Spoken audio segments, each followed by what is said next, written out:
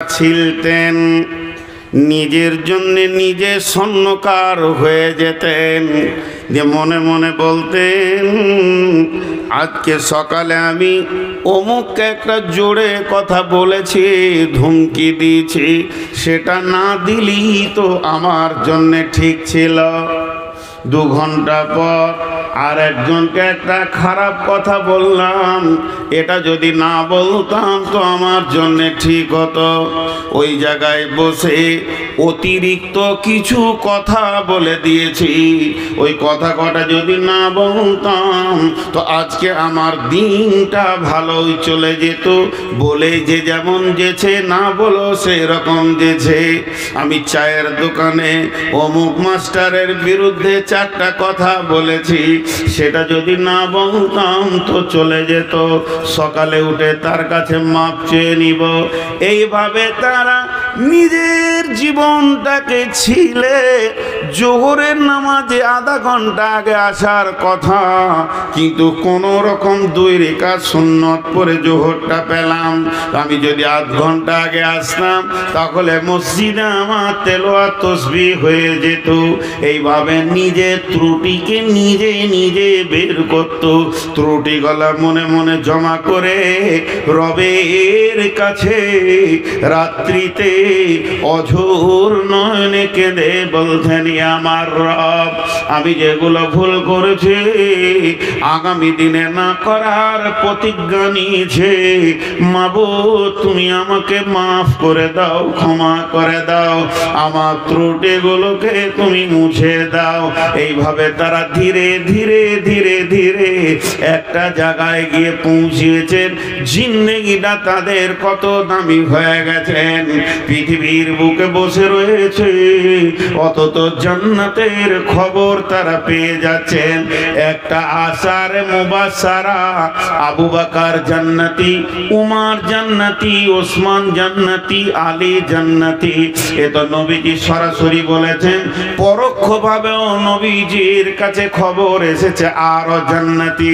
যেমন নবীজি বলেছেন, বদরি সাহাবী যারা বদরের প্রান্তে 313 জন দাঁড়িয়েছিলেন জিহাদের ময়দানে, তাদের আগের পিছের সমস্ত গুনাহ মাফ, তার মানে তারা জান্নাতি। এমন ভাবে সুসংবাদ এসেছে, তাদের জিন্দেগিকে কোন জায়গায় পৌঁছেছে। আম্মা জান আয়েশাকে আল্লাহর নবী বলছেন, আয়েশা রে, তুমি আমার পৃথিবীতে যেমন স্ত্রী, ওই রকম তুমি আমার জান্নাতে স্ত্রী হবে। যেদিন আমি জানতে পারলাম, সেদিন থেকে মনে হয় যেন আমার মত হয়ে যাক এবং আমি জান্নাতে চলে যাই, তোমাকে আবার আমি জান্নাতে পেয়ে যাব। আয়েশা বুঝতে পারলেন আমি জান্নাতি। এইভাবে আল্লাহ তাবারাক ওয়া তাআলা পরোক্ষভাবে বহু জান্নাতি ঘোষণা করেছেন, কারণ তারা নিজের জিন্দেগিকে ছিলে ছিলে সোজা করেছে।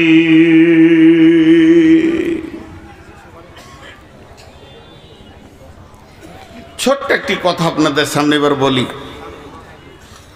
বাবরি মসজিদ, কালকে থানবিল বানাবে যে বাবরি মসজিদের কথা বলে ছিলে দিয়েছে একদম। একটা ইউটিউবারকে যদি দেখতে পাই তো কেস করে দম ছাড়িয়ে দেবে। বাবরি মসজিদ চলে গেল। মসজিদের পূর্বের ইতিহাস কি ছিল আমি জানি না, তবে চলে গেল। বেশ ঠিক আছে, গেল। যতটা দুঃখিত আমি আপনি, অতটা দুঃখিত আমিও। আমার মুসলমানের রক্ত আছে, আমার বুকে মুসলমানের রক্ত আছে। যতটা কষ্ট আপনার হচ্ছে অতটা কষ্ট আমার হচ্ছে। তো একবার নিজেদের ভুলটা দেখি তো, কেন গেল, কেন গেল, কেন গেল? বাবরি মসজিদটা আমার এখান থেকে কিছু না হলেও 1700 কিলো দূরে। 1700 কিলো দূরে কেন, 17 লাখ যদি দূরেও হয়, তাও কলিজাটা শিখানো আছে। রাজুলুন কালবুহু মুআল্লাকুন ফিল মাসাজিদি। ওই লোকটা আরশের ছায়াতে থাকবে যার দিল মসজিদে টাঙা থাকবে। পৃথিবীর মসজিদ আমার হৃদয়ে আছে, যত দূরেই হোক। কিন্তু আপনার বাড়ির পাশের মসজিদটা কোন পার্টি বলেছিল ঢুকিস না? ওই পার্টিটার নাম বলেন। আপনার বাড়ির পাশ থেকে ফিতে ধরে যেটা সব থেকে নিকট মসজিদ, বিজেপি বলেছে, বজরং বলেছে, শিবসেনা বলেছে, তৃণমূল বলেছে, সিপিএম বলেছে, কংগ্রেস বলেছে, এসোসিয়াই বলেছে, কে বের করেছে এই মসজিদ থেকে আপনাকে? বিসমিল্লাহির রহমানির রহিম। قل إن كان آباؤكم وأبناؤكم وإخوانكم وأزواجكم وعشيرتكم وأموال اقترفتموها وتجارة تخشون كسادها ومساكن ترضونها أحب إليكم من الله ورسوله وجهاد في سبيله فتربصوا حتى يأتي الله بأمره والله لا يهدي القوم الفاسقين।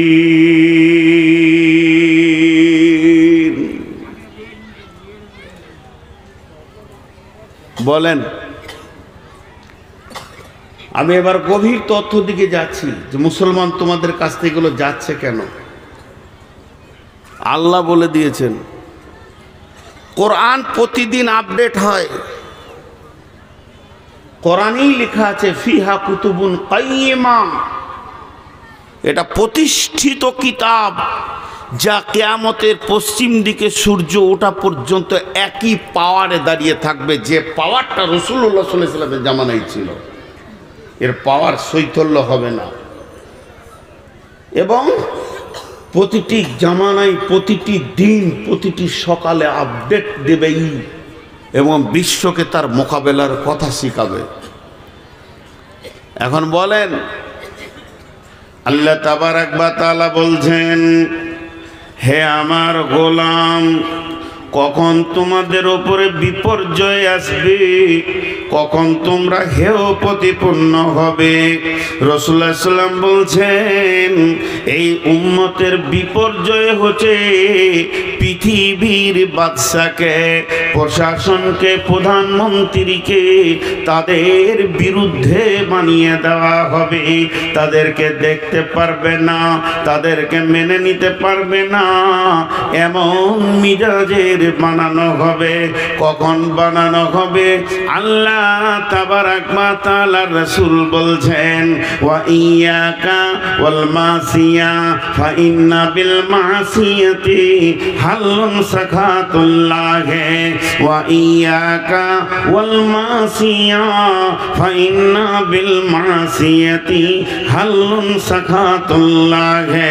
যে এলাকায়, যে বস্তিতে, যে গ্রামে, যে টলাতে, যে পাড়াতে, যে জেলাতে, থানাতে, দেশে আল্লাহর নাফরমানি প্রকাশ্যভাবে চলবে, সদর রাস্তাতে, রাজপথে জুয়ো চলবে, তাস চলবে, লুডু চলবে, দাবা চলবে, বেশ্যা নাচবে, লুচ্চা নাচবে, রান্ডিগিরি চলবে, মদ চলবে, সুদে অহরহ লেগে যাবে। আমার উম্মত এইগুলো নিয়ে মাতোয়ারা হয়ে যাবে।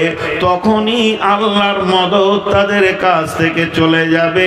আল্লাহর সাহায্যের হাতটা আল্লাহ গুটিয়ে নেবেন। আর আল্লাহ নিজেই বলেছেন, হাত্তা ইয়াতি আল্লাহু বিআমরিহি, অতক্ষণ পর্যন্ত যতক্ষণ পর্যন্ত আল্লাহর হুকুম না এসেছে। ওয়াল্লাহু লা ইয়াহদিল কওমাল ফাসিকিন, আল্লাহ এই ফাসিক বেঈমানদেরকে হেদায়েতের রাস্তা দেন না।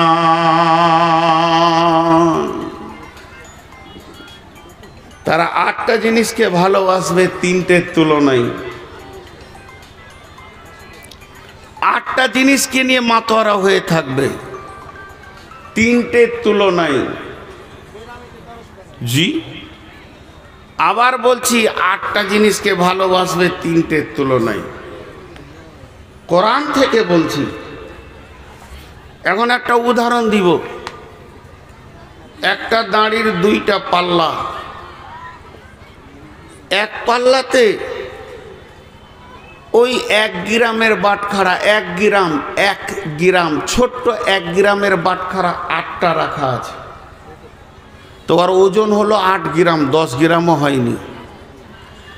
আর একটা পাল্লাতে কুইন্টলের বাটখারা 3টে রাখা আছে। এরা গণনায় 3টে, এরা গণনায় 8টা। গুনতিতে বাম পাল্লাটা বেশি, গুনতিতে ডান পাল্লাটা কম, কিন্তু ওজনে কে বেশি? জোরে বলেন। 3টে। তো ওজনে যে 3টে বেশি, এটা বলবে কে? তার নাম কি? কাঁটা। কে বলবে? কাঁটা কোন দিকে ঝুঁকবে, 3টের দিকে না 8টার দিকে? 3টের দিকে কাঁটা যখন তোলা হবে পাল্লাটা, তা 3টের দিকে এমনি করে বলবে দেখ আমি ঠিক বলছি, এরাই বেশি। যদি কাঁটাটা 8টার দিকে ঝুঁকে, যদি ঝুঁকে, এখন ওই কাঁটাটাকে ইমানদার বলবেন না ফাসেক বলবেন? কোনটা বলবেন বলেন? কাঁটাটাকে আপনি কি বলবেন? ও বেঈমান না ইমানদার? বেঈমান। আল্লাহ ওটাই বলছে, তোরা একটা পাল্লাতে 8টা চাপা, আর একটা পাল্লাতে 3টি চাপা।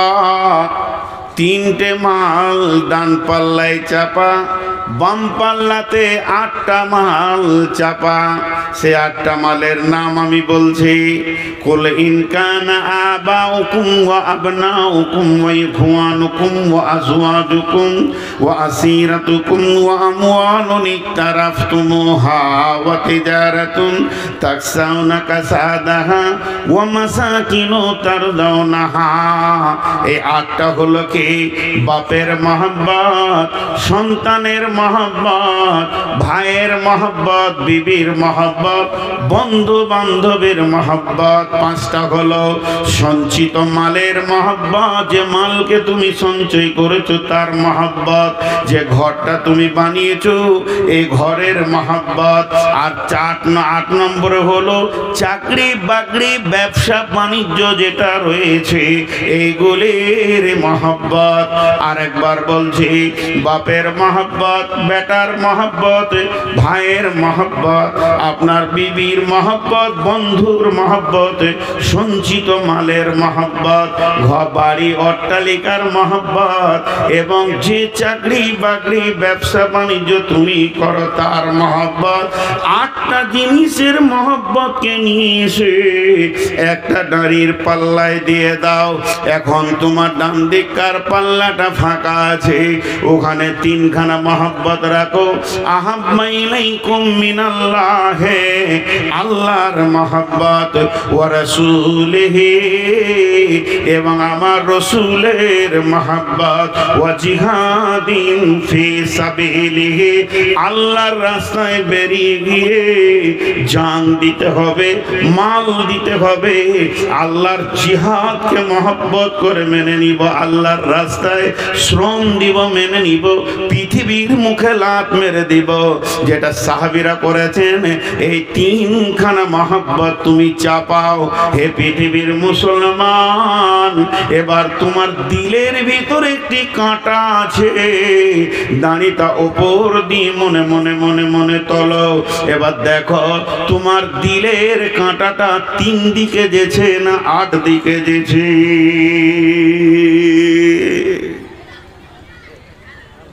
বিচার নিজের করেন। দিলের কাঁটাটা 8 দিকে যেছে না 3 দিকে যেছে? সবাই নিজের বিচার করব সাহাবীদের মতো, এবং হক কথা বলবো, জিভ দিয়ে মিথ্যা কথা বলবো না। আমাদের মহব্বত 8-এ বেশি না 3-এ বেশি? কথা বলে না? যারা 8-এ বলছেন কে কে বলছেন বলেন তো? 8-এ কে কে বলছেন? সবাই 8-এর দিকে আছি, হক কথা বলেছে, সত্য কথা বলেছে। 3-এর দিকে মহব্বতে এক্ষুনি পরীক্ষা করব। আজকে চিন্তামণি গ্রামে 28 থেকে 30টা বিল্ডিং আছে, মসজিদটা এতিমখানা হয়ে আছে। ওদের যদি মহব্বত আল্লাহর ঘরে বেশি হতো তাহলে ওটা এতিমখানা থাকতো না। রসুলের ওপরে মহব্বত থাকলে এটা ইউনিভার্সিটি হতো। মিশন বলে যে একটা স্কুল আজ থেকে 20 বছর আগে ছিল না, 25 বছর আগে, 30 বছর আগে ছিল না। জন্ম নিল কিছুদিন, আল আমিন মিশন পৃথিবীকে মিশন শিখালো, জন্ম নিল। এক একটা মিশন তত্তর করে ওপর দিকে উঠছে, আর লাখ লাখ টাকা গোপনে ছেলেটা ভর্তি করলেন, 50,000 60,000 ডোনেশন দিচ্ছে। আর 70 বছরের মাদ্রাসা পি পি পি করছে। আপনি বললে হবে যে আমার এটার উপরে মহব্বত বেশি? রসুলের উপরে মহব্বত। একবার গালের মাফলারটা সরান, দেখি এখানে কটা ইমানদার আছে। সরান গালের মাফলারটা। মিথ্যা কথা, মিথ্যা কথা, মিথ্যা কথা। জি, এখানে দুটো ফ্যান আছে, ওইখানে ফ্যান দুটো ঘুরছে, পরপর পরপর ঘুরছে। রেগুলেটরটা আমার হাতে, আমি ডান দিক কাটে এমনি করে বাড়াচ্ছি আর বাঁ দিক কাটা কমাচ্ছি। বাঁ দিকার ফ্যানের শক্তি কমবে হাওয়ার, ডান দিকার শক্তি বাড়বে। আবার বাঁ দিক কাটা বাড়াচ্ছি, ডান দিক কাটা কমাচ্ছি। তো সারা পৃথিবীর সমস্ত শক্তির কন্ট্রোলার কে? আল্লাহ। এখন ইমিগ্রেশন যে এয়ারপোর্টে হয়, একটা দরজা আছে কম্পিউটার লাগানো, আর সেখানে সফটওয়্যার দেওয়া আছে কোন কোন মাল গেলে তুই সাউন্ডটা আলাদা করবি, কোন কোন মাল গেলে, আর কোন মালটা না থাকলে সাউন্ডটা করিস না। জি, তো জেদ্দা এয়ারপোর্টে আমাদেরকে বললো ঘড়ি, জুতা, মোবাইল সব ভরে দেন ব্যাগে, দিয়ে ওইদিকে পার করে দিলে। এবার তুমি খালি এসো। খালি গেছি কিন্তু ঘড়িটা খুলতে ভুলে গেছি, জুব্বার ভিতরে আছে। তো জটা লোক পেরোচ্ছে, টিক ঠিক চলে যা। আমি যেছি টিক টিক টিক টিক টিক টিক টিক, মানে ধর ওর কাছে যেটা নেই যাওয়ার নয় সেটা নিয়ে যাচ্ছে। তো এখন যদি একটা কোরআনের দরজা করা যায়, যেদিকে ঢুকলে বলে দেবে এটা মুসলমান আর এটা ফাসেক, এটা মুসলমান এটা ফাসেক, কজন মুসলমান হয়ে পেরোতে পারবো ওই দরজায় বলেন? প্রথম নম্বর আমি বলছি আল্লাহর কসম, আমি আগে ধরা খাবো, যেটা মুনাফিক মাল সাইডে কর, এটা পার হবে না। এই মার আমাদের ওপরে যে এসেছে, জুলুম যে আমাদের ওপরে এসেছে, এটা কোনো রাজনৈতিক দলকে এবং কোনো ধর্মীয় দল, হিন্দু, খ্রিস্টান, জৈন, বৌদ্ধকে দোষ দেবেন না। ইস ঘর মে আগ লাগি হ্যায় ঘর হি কি চিরাগ সে। যে শক্তি রসুল দিয়ে গেছিলেন, যে মডেলের মাল তৈরি করে পৃথিবী থেকে চলে গেছিলেন, সেই শক্তি, সেই মাল আর নাই। খালি নামটা মুসলমান, আধার কার্ডে মুসলমান, ভোটার কার্ডে মুসলমান, পাসপোর্টে মুসলমান, ভোটার লিস্টে মুসলমান, কিন্তু মসজিদের খাতাতে মুসলমান উল্লই। জি, মসজিদের খাতাতে মুসলমান লয়। একজন আর তাহাজ্জুদের নামাজ পড়তো রেগুলার, এত তাহাজ্জুদ পড়নেওয়ালা ছিল, সপ্তাহে কোরআন খতম করতেন, এত কোরআন পড়নেওয়ালা ছিলেন, এত জিকির করনেওয়ালা ছিলেন যে মসজিদে 24 ঘন্টার মধ্যে বেশিরভাগ ঘন্টা কাটিয়ে দিতেন।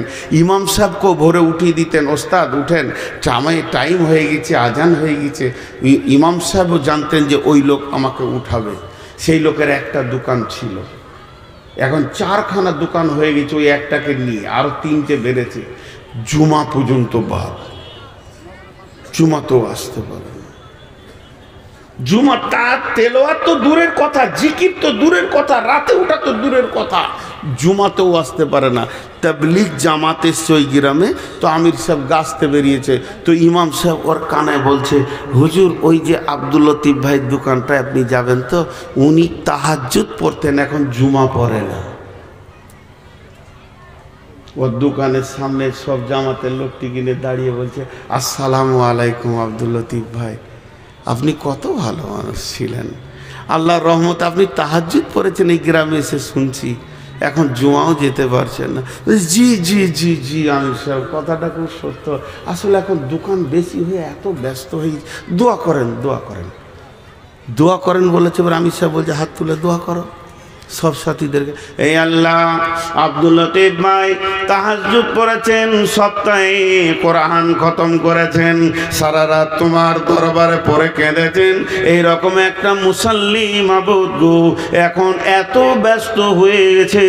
তখন একটা দোকান ছিল, দোকান চালিয়ে তোমাকে ডেকেছে, এখন 4খানা দোকান হয়েছে, আর তোমাকে ডাকতে পারছে না মাবুদ। আমরা বিদেশি মানুষ তোমার দরবারে দোয়া করছি, আব্দুল লতিফ ভাইয়ের 3খানা দোকানকে ধ্বংস করে দাও, আবার একটা করে দাও। দাঁড়ান দাঁড়ান, আমি স্যার দোয়াটা, আমি স্যার দাঁড়ান, দোয়াটা গোলমাল হয়েছে। চুপ, কাকে ভালোবাসে? দোকানকে। আমরা যত দোকানকে ঘরের কারণে, ব্যবসার কারণে, বাণিজ্যর কারণে আমার সব ছাড়া যেতে পারে, কিন্তু ওটা ছাড়া যাবে না। আল্লাহ তাবারাক ওয়া তাআলা বলছেন, আমি ওপর থেকে শিশি নিয়ে তোদেরকে দেখছি। এটা আমি উদাহরণ দিচ্ছি, এটা কোন আয়াত নয়, এটা হাদিস নয়। ধরেলেন আল্লাহ আসমান থেকে দেখছেন, দেখছেন কথাটা বড় সত্য, প্রতি নজরেই আমাদের দিকে রয়েছে। আমরা সকালে সূর্য ওঠা থেকে নিয়ে বিবির পেছনে সময় দিলাম, আব্বার পেছনে দিলাম, সন্তানের পেছনে দিলাম, বন্ধুকে নিয়ে আনন্দ করে এলাম, আর ভাইকে দিয়ে আনন্দ করলাম, ছেলেকে নিয়ে মিশনে দিয়ে এলাম, টাকা দিলাম, পয়সা দিলাম। এই করতে করতে সন্ধ্যা হলো, সন্ধ্যাতে এসে আবার মা বাপ ছেলে পিলে ব্যবসা বাণিজ্য হিসাব নিকাশ নিয়ে মাগরিব হলো, এশা হলো, 24টা ঘন্টা রাউন্ড হয়ে গেল। আল্লাহ 10টা মিনিট আমার কাছ থেকে পেল না। আমার চেহারাতে রসুল নাই, ব্যবহারে রসুল নাই। এই করতে করতে একদিন গেল, 2 দিন গেল, 3 দিন গেল, 10 দিন গেল, 20 দিন গেল, 25 দিন গেল, 27 দিন পেরিয়ে গেছে। আর 3টে দিন আছে মাস হতে। এখনো আমার রব এতিমের মতো আমার দিকে তাকিয়ে আছে। আমার গোলাম আমাকে কখন সময় দেবে, আমার নবীর চেহারাটা কখন আনবে, আমার গোলাম কখন আমার দিনকে বাঁচানোর জন্যে দোকানে তালা মারবে, ব্যবসায় তালা মারবে, বাণিজ্যে তালা মারবে, স্কুলে চাকরিতে ছুটি নেবে, মাঠে যাবে না, 3 দিন আল্লাহর রাস্তায় বেরিয়ে যাবে, মানুষের পায়ে ধরবে, আল্লাহর গোলামির জন্যে না বেনামাজির দরজায় যাবে, মাতালের দরজায় যাবে। গেল না, 28টা দিন গেল, 29টা দিন গেল, 30টা দিনে আল্লাহ পেল না, দিন পেল না, রসুল পেল না। আমার রব ওর দরজা থেকে বেজ্জতি হয়ে ঘুরে গেল। এই অবস্থায় আমার আল্লাহ একটা ভাষা ব্যবহার করছে, ভাষাটার নাম হচ্ছে ফাতারাব্বাসু, ফাতারাব্বাসু, ফাতারাব্বাসু, ফাতারাব্বাসু। সূরা তওবার মধ্যে রয়েছে, আল্লাহ বলছেন ফাতারাব্বাসু হাত্তা ইয়াতিয়াল্লাহু বিআমরিহি।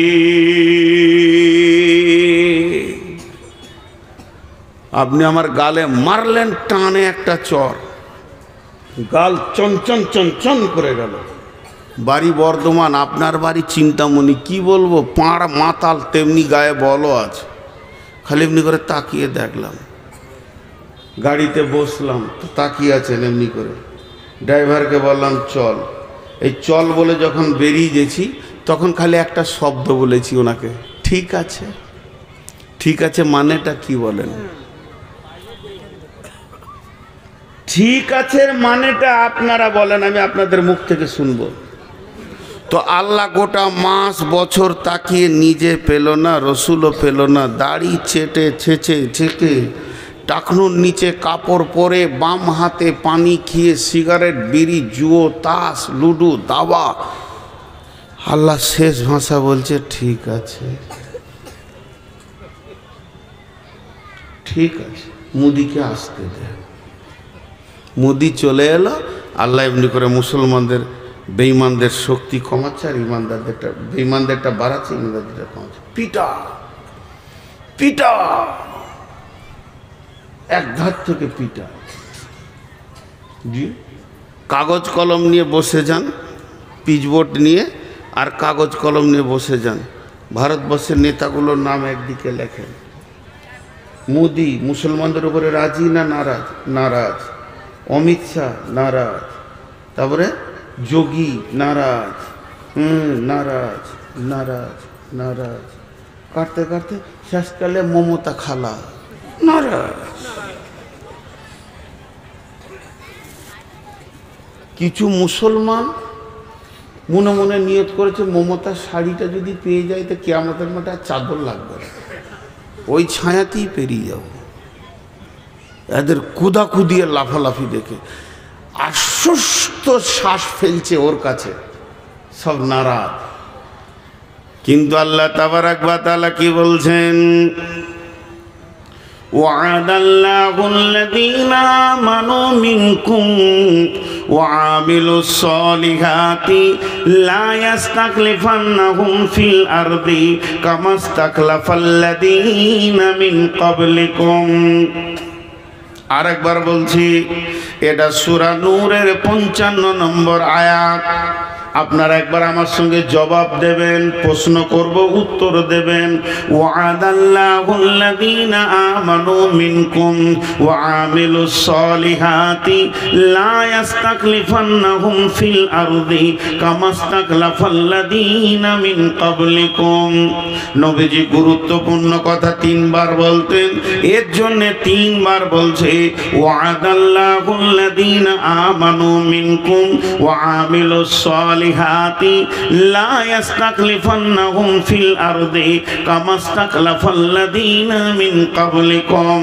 আল্লাহ বলছেন, হে বিশ্ব মুসলমান, ওরে আহলে কোরআন, ওরে আহলুল হাদিস, ও বিশ্ব কোরআনের ছায়াতলে তোরা যারা রয়েছিস, সূরা নূরের 55 নম্বর আয়াতটা খুলে দেখ।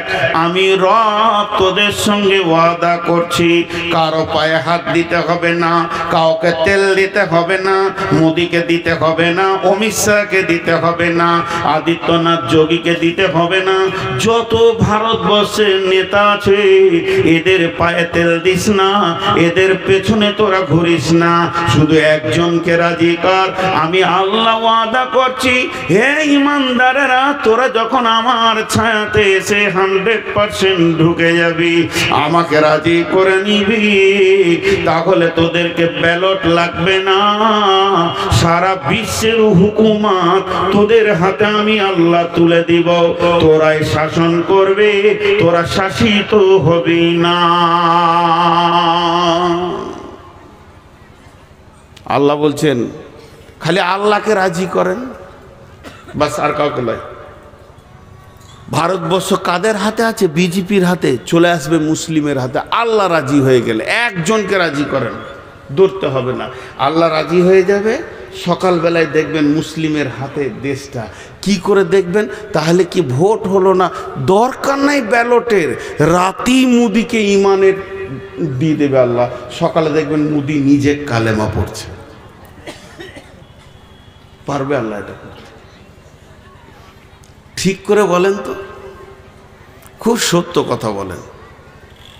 অন্য জাতিদের কথা আমি ছেড়ে দিলাম, তাদের কাছে হালাল হারামের খবর পৌঁছায়নি, ছেড়ে দিলাম। পার্টিকুলার মুসলিমের কথা বলছি। মুসলিম যতগুলো পঞ্চায়েত প্রধান আছে সব আমানতদার আছে। আরে কথা বলে না, লুটেরা। তাহলে এদের হাতে একদিনের জন্য মনে করেন সারা ভারতবর্ষের সমস্ত নেতাগুলোকে তাদের পদ থেকে রিজাইন দিয়ে 100তে 100 মুসলিম বসিয়ে দেওয়া হলো, ঘোষ বাড়বে না কমবে? বাড়বে। এদের মতো হারামখোর আর কেউ নাই। হাজি এই যে মসজিদে ইমাম ভাতা চলছে, ইমাম ভাতা নিয়ে আমি ফতোয়া দিচ্ছি না, আমার ফতোয়া দেওয়ার জ্ঞান নাই। ইমাম ভাতা নিয়ে আমি ফতোয়া দিচ্ছি না, নেওয়া যাবে কি যাবে না আমার জ্ঞান নাই, ইলম নাই, ওই পর্যায়ে পর্যন্ত আমার শিক্ষা নাই। কিন্তু প্রত্যেকটি জেলাতে বা থানাতে ব্লকে একটা করে সর্দার আছে না, ওদের নেতা আছে না ইমাম, ও ঘোষ খেয়েছে কি খেয়েছে না, কে না খেয়েছে, ওর পেছনে যে মসজিদের লোকগুলো নামাজ পড়ছে হবে, অন্য মুফতিকে জিজ্ঞেস করে নেবেন, পাক্কা খোঁজখোর বেঈমান। অন্য একটা ইমাম সাহেব খালি বলছে নামটা চেঞ্জ করে দেন কি মসজিদটা চেঞ্জ করে, 2000 টাকা দেয়, 4000 টাকা দেয়। একটা ইমামের যদি এটা আচরণ হয়, একটা ইমাম আলিম যার কাছে রসুলের হাদিস আছে, তার যদি এটা আচরণ হয়, তা মাতাল পঞ্চায়েত প্রধানের তো হবেই। বলেন, এই জন্য আল্লাহ বলছেন ওয়ামিলুস সালিহাতি ওয়ামিলুস সালিহাতি, তোরা পরিপূর্ণ ঈমানদার হয়ে যা। লা ইয়াস্তাকলিফাল্লাযীনা মিন ক্বাবলিকুম কামাস্তাকলিফাল্লাযীনা মিন ক্বাবলিকুম, যেমন তোদের পূর্বপুরুষেরা ইতিহাস খুঁজতে খুঁজতে উমারের যুগে চলে যা, রসুলের যুগে চলে যা।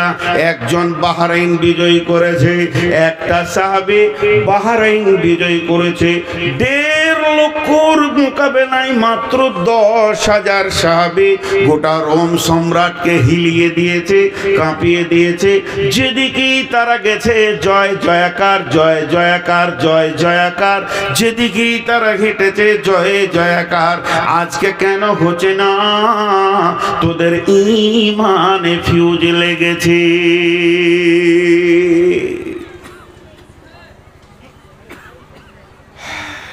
তোদের হাতে কেন আজকে দিচ্ছেন আল্লাহ? তোদের হাতে কেন রাজ্য দিচ্ছে না আল্লাহ? তোদের চরিত্র শেষ। আল্লাহ বেঈমানকে তো দেবে না।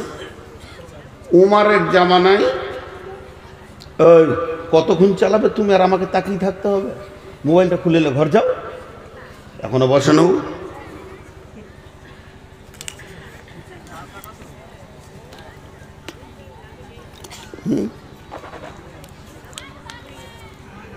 কতক্ষণ? আর 15 মিনিট।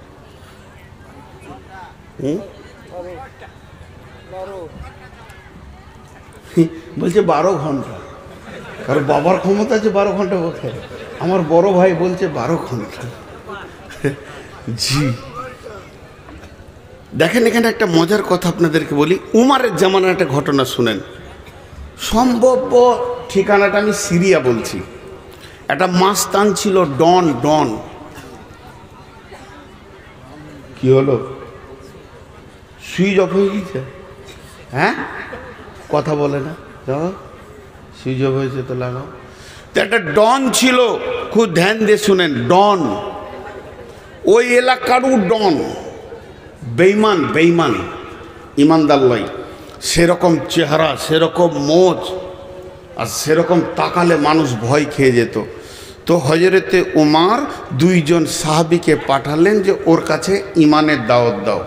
খুব ধ্যান দিয়ে শুনবেন, ইমানি দাওয়াত দাও। গেল 3 মাস, 2 মাস লেগেছিল হেঁটে যেতে। কত দূরে ওর বাড়ি, মদিনা থেকে যাচ্ছেন সাহাবীরা।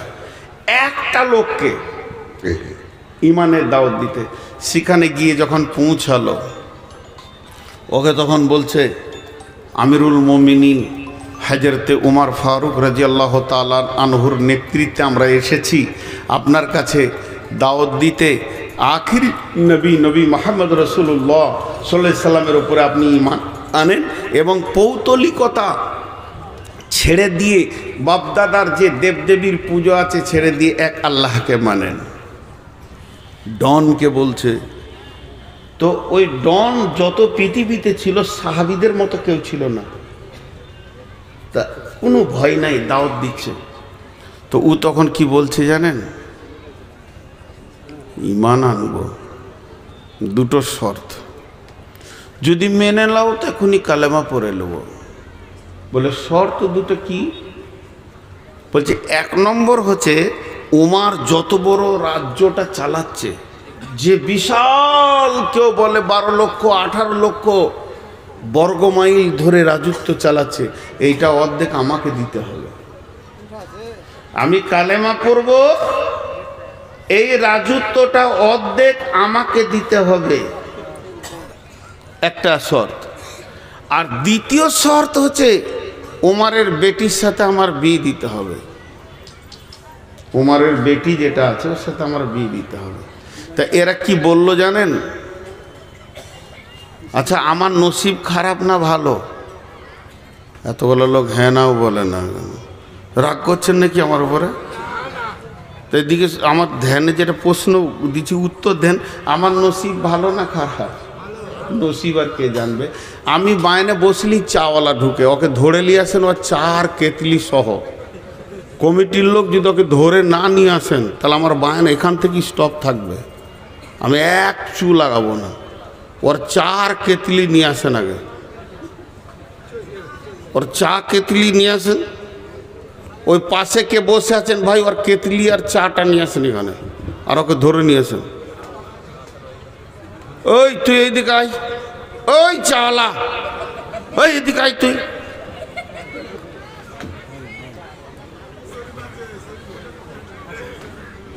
ওকে চিনে রাখতো, বায়নের শেষে ওকে আমি দেখা করবো। ওর ক কাপ চা বেচার দরকার আছে, ভাঙ এখান থেকে, বহরমপুর যা।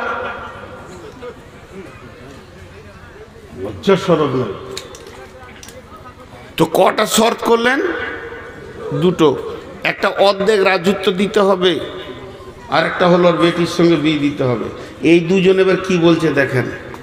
বলছে ভাই তুমি যদি কালেমাটা পড়ে লাও, আশহাদু আল্লা ইলাহা ইল্লাল্লাহ ওয়া আশহাদু আন্না মুহাম্মাদান আবদুহু ওয়া রাসূলুহু, এটা যদি পড়ে লাও তো অর্ধেক রাজত্বটা উমরকে বলে ব্যবস্থা করে দিব। কারণ একটা বিশ্বাস, যে লোকটা কালেমা পড়বে তো সঙ্গে সঙ্গে চেঞ্জ হয়ে যাবে। ও হারাম খাবে না, ঘোষ খাবে না, বেইমানি করবে না, সব অটল হয়ে যাবে। তো ওকে রাজ্য দিতে কি অসুবিধা আছে? এইটা দায়িত্ব নিলাম। তো বিয়ের ব্যাপারটা তো ধরেন চয়েসের ব্যাপার আছে, তা ওইটা কি হবে কি জানি, এটা কি হবে কি জানি। তো তুমি থাকো, উমরকে জিজ্ঞেস করে আসি। একজনকে কালেমা পড়াবে তো কত মেহনত। 2 জন বেরিয়ে গেল, উমরের কাছে আবার চলে আসছে। উমর বলছে খবর কি, যার জন্য পাঠিয়েছিলাম খবর কি? 2 জন বলছেন আমিরুল মুমিনিন খলিফাতুল মুসলিমিন, যে ডনের কাছে আমাদেরকে আপনি পাঠিয়েছিলেন সে এই মর্মে ঈমান আনবে। 2খানা শর্ত করেছে, সেই শর্তের ওপরে সে ঈমান আনবে। 1 নম্বরে বলেছে অর্ধেক রাজত্ব তাকে ছেড়ে দিতে হবে, সে শাসন করবে।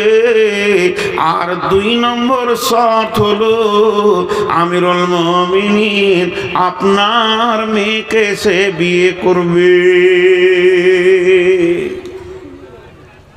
উমর বলছে তুমি কি বললে? তোমরা কিছু বলেছো? বলে বলেছে। কি বলেছো? অর্ধেক রাজত্বটা কোনো রকম বুঝিয়ে পারিয়ে, অসুবিধা হবে না, তবে বিয়েটা চয়েসের ব্যাপার আছে। হযরত উমর বলছে আমার দিলের কথা শোনো। অর্ধেক কেন?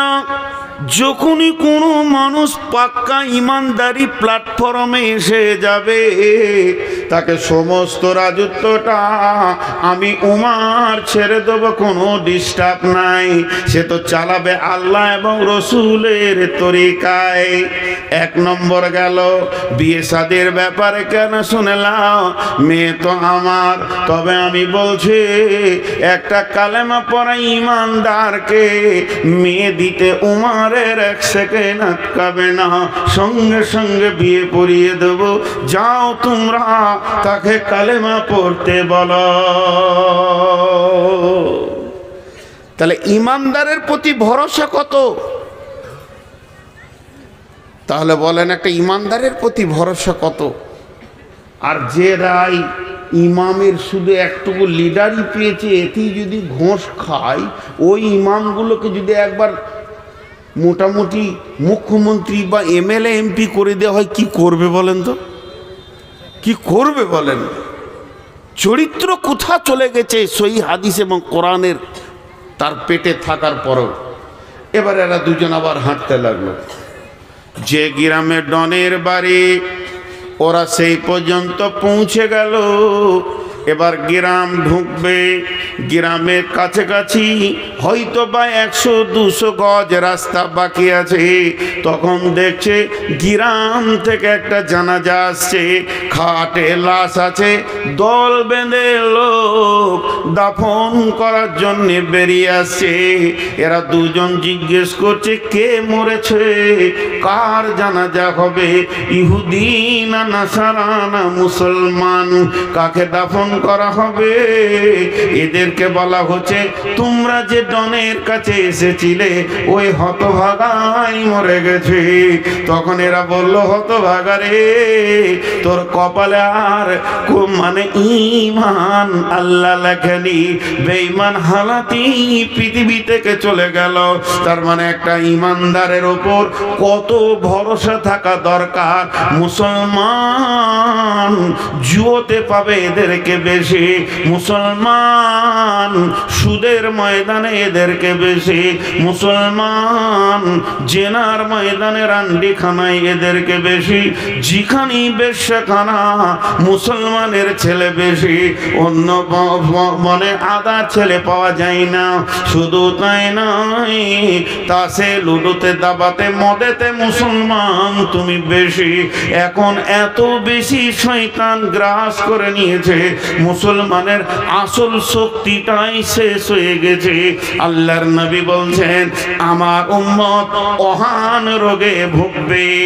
সাহাবীরা প্রশ্ন করলেন মা ওহান, ইয়া রাসূলুল্লাহ ওহান জিনিসটা কি? নবীজি বললেন হুব্বুদ দুনিয়া কারাহাতিল মত। আমার উম্মতের ভিতরে পৃথিবীর মহব্বত বেড়ে যাবে এবং মত বা আখিরাতকে সে ঘৃণা করবে। তখনই আমার উম্মত দুর্বল হয়ে যাবে, অন্য জাতি এসে লাত মরবে। দলদলেতে পড়েছে হাতি, ব্যাঙে মারছে লাথি। হাতি দলদলেতে পড়ে গেছে আর ব্যাঙ হাতির মাথায় লাত মেরে চলে গেছে। এমন মুসলমান এদের অবস্থা, এরা সবকে শেষ করে দিয়েছে। একবার নিজের নাফসের দিকে তাকিয়ে দেখি।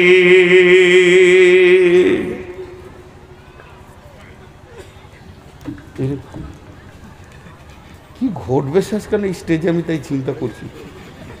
একজনা পড়ে গেছে, একজনা কি খবর আনছে বারবার জিবরাইলের মতন। হ্যাঁ হ্যাঁ, তাই তো মনে হচ্ছে। কাজও নাই, সময়ও নাই, অবসরও নাই,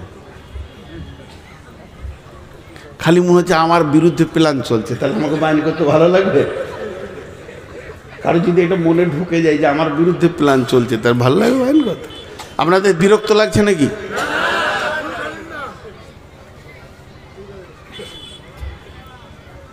ওই লোকগুলো দাঁড়িয়ে দাঁড়িয়ে শুনছে, আমাকে কষ্ট লাগছে। কেন কষ্ট? মহব্বতের জন্য বলছি। পায়ের নিচে বসার কিছু নাই। তো এ হয়ে গেছে আমাদের আজকের সব থেকে বড় ক্ষতি। ইসলামকে কি বলেছেন রাসূলুল্লাহ সাল্লাম? প্রাসাদ। সহিহ বুখারীর হাদিস। ইসলাম হলো একটা প্রাসাদ। সেই প্রাসাদে যতগুলো ইট লেগেছে, প্রথম ইটটাকে হযরত আদম আলাইহিস সালাম আর শেষ ইটকে নবী মুহাম্মদ রাসূলুল্লাহ সাল্লাল্লাহু আলাইহি ওয়াসাল্লাম। তার মানে কম বেশি 1.5 লাখ ইট লেগেছে। ওই প্রাসাদটা তৈরি করতে কত ইট লেগেছে? কম বেশি, অ্যাকুরেটি বলছি না, কম বেশি 1.5 লক্ষ। প্রাসাদ মানে কি? প্রাসাদ মানে সুন্দর সাজানো ঘর। বুঝতে পেরেছেন? সুন্দর সাজানো ঘর। এবার ওই সাজানো ঘরে আগুন লেগেছে। জানলাতে আগুন, দরজায় আগুন, খাটে আগুন, বিছানায় আগুন, আলমারিতে আগুন, শোকেশে আগুন। আগুনটা লাগিয়েছে কে? ভারত জ্বলছে, কাশ্মীর জ্বলছে, মায়ানমার জ্বলছে, রোহিঙ্গা জ্বলছে, বাংলাদেশ জ্বলছে, পাকিস্তান জ্বলছে। ভারতের মুসলমানের থেকে বাংলাদেশের মুসলমান বেশি জ্বলছে। ওরা ওরা হলো মুনাফিক, বেশি বেশি জ্বলছে। আমরা অনেক ভালো আছি আলহামদুলিল্লাহ। জাসুস আর তাজাসুসি আর বেঈমানি, যে যত তাহাজ্জুদ পড়ে সে তত বেঈমানি করে বাংলাদেশে। সপ্তাহে রোজা বাদ দেয় না, আর বেঈমানিতে প্রথম সারি করা আছে। তো সারা বিশ্ব যেন আগুনে দাও দাও দাও দাও দাও দাও দাও দাও করে জ্বলছে, সারা বিশ্ব। শুধু মুসলমান নামে প্রাসাদ আগুন লেগেছে, অন্যটা লাগেনি। তো এই আগুনটা লাগিয়েছে কে? একজন বড় আল্লাহর ওলি বলছেন, ইস ঘর মে আগ লাগি হ্যায় ঘর হি কি চিরাগ সে। ঘরের প্রদীপই ঘর জ্বলছে, দোষ কাকে দেবেন? ঘরের প্রদীপে যদি ঘর জ্বলে, লাঠি নিয়ে কাকে খুঁজবেন? কথা বলে না, এদিকে বলছে চালান এখনো, আর আমি যেটা জিজ্ঞেস করছি তার উত্তর দিচ্ছে না। আমি একটা কথা আপনাদেরকে বলি না, বচনে বচনে বিটি হারাইল কেঁথা, ভেরলের যুদ্ধতে গেল শিয়ালের মাথা, মা বিটিতে ঝগড়া করে বটি পড়ল নাকে, তিনজনের মধ্যে দোষ দিব কাকে? বিচার করেন তো। এটা অনেকবার বলেছি, এটা বহুদিন পর আবার বললাম। এক বুড়ি বিটির বাড়ি যাচ্ছে, 1 লাখ টাকা নিয়ে ছিঁড়া কাঁথায় গটি নিয়েছে, যে খালি ওর চোপা চলছে, খালি মুখ বন্ধ নেই। আমার যা হবে হোক গা, কেঁথা যেন না হারায়, আমার যেটা হবে হোক গা, কেঁথা যেন না হারায়। টোটোতে উঠছে বসছে, নৌকায় চাপতে গিয়েছে, যেই কেঁথাটা নিয়ে এমনি একজন যুবক ফাম করে পকেট মার কেঁথা নিয়ে মারল। দোষ কার? নিজের দোষ। চোপা না চালাতিস না যেত। জি, ভেরলের যুদ্ধতে গেল শিয়ালের মাথা, দুটো বড় বড় ষাঁড় ভেড়া ফটাস ফটাস করে মারছে, আর একটা শিয়াল খালি মুখ দিয়ে লাল পড়ছে, যেটা পড়বে ওইটা আমার, যেটা পড়বে ওইটা আমার। অনেকক্ষণ ধরে ওদের ঝগড়া চলছে। মনে মনে করছে ওরা নাটক করছে নাকি রে, এখনো পড়ে না কেন? কিন্তু ভেড়ার মাথা খুব শক্ত, তো পড়ে না কেন রে? তো একবার মাঝে ঢুকে টেস্ট করতে গেছে, দুদিক থেকে মেরেছে, তো ওই লাশ। এই যে লাশটা পড়লো, দোষ কার? ওর নিজের দোষ। তার মানে এমএলএ নমিনেশন ফাইল চলছে, দাঁড়িয়েছে কে? ঘোষ, গুয়ো, গুপ্ত, যেগুলো অজাত, শিডিউল ক্লাস, তারা দাঁড়িয়েছে। একদিকে দাঁড়িয়েছে ব্যানার্জি, একদিকে দাঁড়িয়েছে চ্যাটার্জি, একদিকে দাঁড়িয়েছে মমতা ব্যানার্জি, আরেকদিকে দাঁড়িয়েছে কে? ওই বুদ্ধদেব ভট্টাচার্য। মধ্যখান থেকে মরছে এই ভেড়া কটা, এই চালাক মুসলমান কটা। ভেরলের যুদ্ধ চলছে ভারতবর্ষে, লাশ হচ্ছে কারা? মুসলিমরা। ওকে খালি বলেছে 3 কেজি পঞ্চায়েতে গম দেবো তোকে, অতি রং মেখে জিনো ও জিনো ও তৃণমূল কংগ্রেস জিনো ও লড়াই লড়াই লড়াই চাই, লড়াই করে বাঁচতে চাই। তুই তো মরবি বে সকালে। ভোট পাবে ওরা, হয় জিতবে ব্যানার্জি, না হয় জিতবে চ্যাটার্জি, না হয় জিতবে দাস, না হয় জিতবে গুপ্ত, আর মরবি তুই সুপ্ত। কুকুরে টানাটানি করবে তোর লাশ নিয়ে।